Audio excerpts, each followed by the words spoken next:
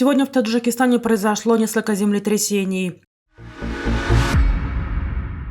Россия призывает страны Центральной Азии проявлять максимальную осторожность при выстраивании взаимодействия с Западом.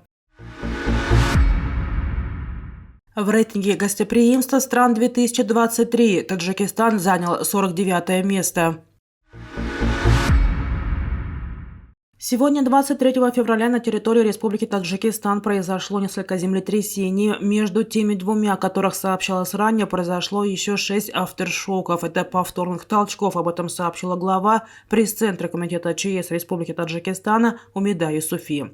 Как уже известно, первые толчки произошли в 5:37 по местному времени.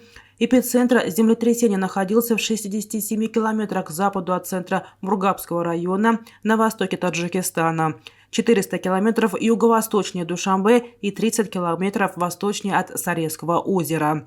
Магнитуда в эпицентре, который находился на глубине 20,5 километров, составила 6,8 баллов, сообщила она.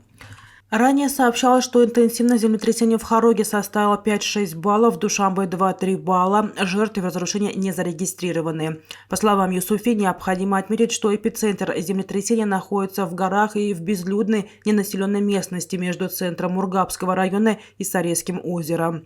Система мониторинга и раннего оповещения на Сареском озере функционирует в штатном режиме. Колебания и изменения не зарегистрированы. Приток воды в озеро и ее расход остался без изменений. То есть на сегодняшний день приток составляет 39 кубометров в секунду, а расход 45 кубов в секунду, сообщила глава пресс-центра КЧС.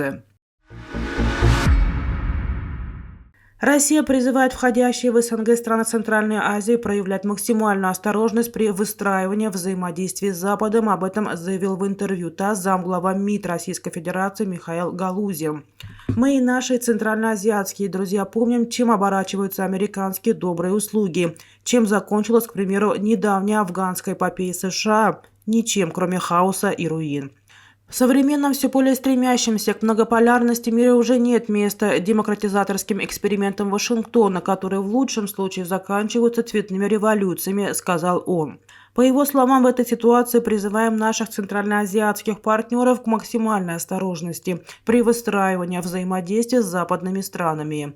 Убеждены, что стабильность и безопасность стран Центральной Азии и СНГ в целом в первую очередь задача наших государств, а не внерегиональных игроков, преследующих, как отмечено выше, сомнительные цели, указал Галузин. Для ее успешного решения у нас есть все инструменты – СНГ, ОДКБ, профильные двухсторонние договоренности. Ранее о том, что Запад старается заставить страны Центральной Азии разорвать отношения с Россией, говорил и глава МИД Российской Федерации Сергей Лавров.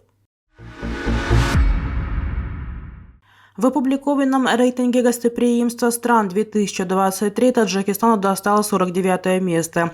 Рейтинг составлен аналитиками канадской компании Ayrton Capital. При его составлении специалисты посчитывали, граждан скольких стран конкретное государство принимают без визы или по визе, выдаваемой по прибытии. Свое 49 место Таджикистан разделил с Индонезией, Сальвадором и Гватемалой. Показатель каждой страны составил 87 стран.